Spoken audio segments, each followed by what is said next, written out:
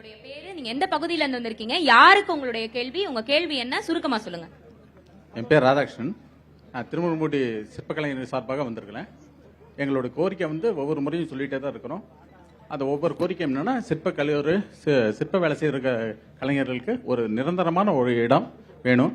அதை சிப்காட்டா கொடுத்தாங்கன்னா நல்லா இருக்கும் அப்படிங்கறத நினைச்சோம்.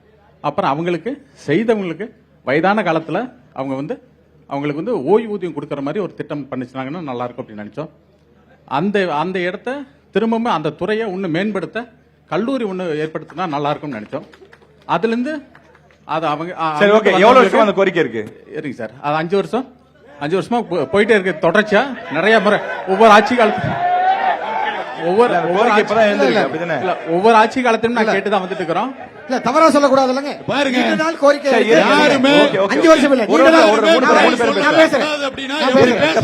போதும் நீ பதில் சொல்லணும். அடுத்து இவர் முடிச்சு உங்கள் தொகுதியில் முதலமைச்சர் இருங்கண்ணா, அவர் பேசிற அடுத்து நீங்க பேசுங்க. சட்டமன்ற உறுப்பினர்களை பழிவாங்க வேண்டும் என்கின்ற எண்ணம் திராவிட மாடல் நாயகன் அண்ணன் தளபதிக்கு நிச்சயமா கிடையாது. உங்கள் தொகுதியில் முதலமைச்சர் என்று ஒரு கோரிக்கையை கேட்டு பெற்றது அரசியல் வரலாற்றுல, தமிழக அரசியல் வரலாற்றுல அனைத்து கட்சிகளுக்கும் கோரிக்கைக்கு உங்களுடைய தீர்வு என்ன? அனைத்து சட்டமன்ற உறுப்பினர்களுக்கும் சரிசமமாக பிரதித்துவம் கொடுத்து 10 கோரிக்கைகளை கேட்டோம். அவிநாசி சட்டமன்ற உறுப்பினர் 5 வருஷத்துல ஒரு முறை கூட மக்களை சந்திக்கவில்லை. இதுதான் அதிமுக சட்டமன்ற உறுப்பினருடைய லட்சணம். இவர்கள் மக்களை சார் இல்ல அவர் கேட்ட கேள்விக்கு நம்ம பதில் இல்லையா? நிச்சயமாக அந்த பதில் சொல்லாம வேற குழு சொன்னீங்க அப்படினா நான் சொல்றேன் சார், அதை விட்டுட்டு வேற பதில் இல்லன்னு கோரிக்கைகள், மக்களுடைய கோரிக்கைகள் அனைத்தும் நம்முடைய அண்ணன் தளபதி அவர்கள் இரண்டாவது முறையாக திராவிட மாடல் 2.0 செய்து கொடுப்போம், நிச்சயமாக செய்து கொடுப்போம். சரி ரைட், நீங்க சொல்லுங்க சார். அதாவது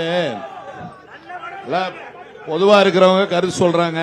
என்னன்னு சொல்றாங்க, வர்றவங்க மாநகராட்சியினுடைய குப்பை பிரச்சனை பேசினா இவரு பேசுறேன், நான் பேச தயார். சொல்லுங்க, அந்த கேள்விக்கு உங்களோட தீர்வு என்ன? திருப்பூர்ல இருக்கிற அந்த கேள்விக்கு உங்களுடைய தீர்வு இருக்குங்களா? அத சொல்லுங்க. ஒரு திருப்பூர்ல இருக்கிற குப்பை பிரச்சனை 2 ஆண்டு காலமா மக்களை போட்டு வதைக்கிற மாதிரி கோரிக்கை விட்டுருக்காங்க. குப்பை பிரச்சனை ஓடிக்கிட்டு இருக்கு. அறியாம பேசக்கூடாது. அதுக்கு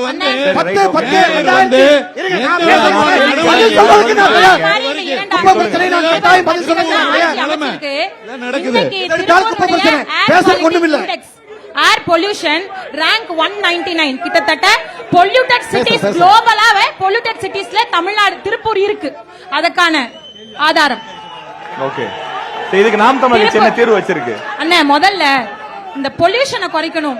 ஆமா, அதுக்கு என்ன தீர்வு வச்சிருக்கீங்க? மரங்களை நடணும். அதாவது ஒரு மனிதனுக்கு கிட்டத்தட்ட 400க்கும் மேற்பட்ட மரங்கள் அவனுடைய வாழ்நாள்ல தேவை. எத்தனை மரங்களை இந்த நெடுஞ்சாலை போடுறதுக்கும் சாலை போடுறதுக்கும் இந்த அதிகாரம் இந்த ஹைவேஸ் இவங்க எல்லாம் வெட்டி இருக்காங்க தெரியுமா? அதுக்கு தொடர்ந்து நாம் தமிழர் கட்சி போராடிட்டு இருக்கு. இப்ப இந்த செடியை இவங்க உட்கார்றதுக்காக உடைச்சாங்க. அப்ப எனக்கு வலிச்சுது. ஏன்னா மரங்களின் மாநாடு முட்டாள்தனமா போடல, இந்த 2 கிளைய உடைச்சாங்க. அப்ப நான் பார்த்தேன். அதனால மரங்களின் மாநாடு போடும்போது எங்களை எள்ளி நகையாடாத கட்சிகள் கிடையாது. இந்த மரத்துக்கு ஓட்டு இருக்கா, மரத்தை கட்டி பிடிச்சு முத்தம் கொடுக்குறாருன்னு. அதே நாங்கள் மாநாடு போட்ட 1 மாத காலத்துல ட்ரீஸ் என்க்ளேவ் கான்க்ளேவ் அப்படின்னு சொல்லி இதே திமுக அரசாங்கம் ஒரு அரசாணையை வெளிவிட்டுச்சு, மரங்களை நடுங்க.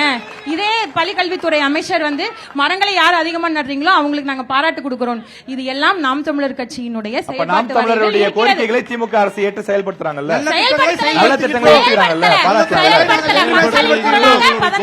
செயல் எங்க படுத்துனாங்க? நீங்க நினைக்க சொன்னீங்க, நாங்க சொன்ன உடனே திமுக செஞ்சான்னு சொன்னீங்கல்ல.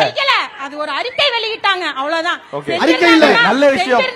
ஓகே, நல்ல விஷயம் ஒன்னு சொல்றீங்கன்னா அது ஏற்கறாங்க. அப்ப சார் அண்ணா, காப்பி அடிக்கிறது என்னென்ன இருக்கு அவங்களா யோசிக்கணும். காப்பி அடிக்க நீங்க சொல்றது யாருக்கு வழி சொல்றாங்க? காப்பி வராது, அது காப்பில வராது. நீங்க பொதுமக்களுக்கு நீங்க வைக்கிற பிரச்சனைக்கு தீர்வு கிடைக்குதா இல்லையா? தீர்வு கிடைக்குதா போராடுறோம் நம்ம. மரங்களின் பயன் என்னன்னு தெரியலையா? அப்ப நீங்க ஒத்துக்கங்க. நாம் தமிழர் கட்சி மாநாடு போட்டதுக்கு அப்புறம் தான் மரத்தின் பயன் என்ன உங்களுக்கு தெரிஞ்சது. நீங்க ஒத்துக்கங்க. நாம் தமிழர் கட்சி தான் தமிழ்நாட்டுல எல்லா மரத்தையும் நட்டுறாங்க. இந்த என்எச்சுக்கு பாலக்கருப்பராயன் கோயிலுக்கு முன்னாடி இருந்த குறைஞ்சபட்சம் அதுக்கு 200 வருஷம் இருக்கும். அந்த மரத்தை வெட்டினாங்களா இல்லையா? இதே டோல்கேட், இந்த என்எச் போடுற டோல்கேட் வேலம்பட்டியில ஒரு குளத்தை மூடிதான் கட்டியிருக்காங்க. இருக்கா இல்லையா சொல்லுங்க.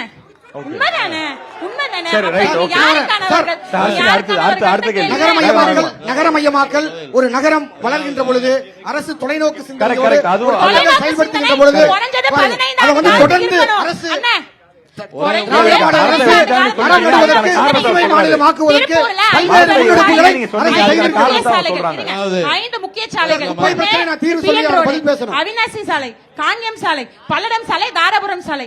அண்ணா அரை மணி நேரம் மழை பெஞ்சா போதும், இவங்க கார்ல இருந்து அவங்க வண்டி வரைக்கும் ஸ்தம்பிச்சு நின்றும். இல்லக்கா, இப்ப திருப்பூர் வந்து ஒரு தொழில் நகரம், திருப்பூர் வந்து ஒரு தொழில் நகரம். இந்த தொழில் நகரத்துக்கு ஒரு பெரிய டாலர் சிட்டின்னு சொல்றோம், ஏற்றுமதி நிறைய பண்றாங்க. இப்படிப்பட்ட ஒரு பெரிய சிட்டிக்கு வளர்ச்சி தேவைதானே? இந்தியாவுல இந்த 3 கொங்கு மண்டலத்துல அதாவது 5 ஆண்டு காலத்துக்கு கூடாது, 50 ஆண்டு காலத்துக்கான சிந்தனை இருக்கணும். அடுத்த 15 ஆண்டு காலத்துல திருப்பூர்ல எப்படிப்பட்ட மக்கள் உயர்வு ஏற்படும். சரி, ஓகே ஓகே ஓகே, பதில் பெறப்பட்டது. அடுத்தது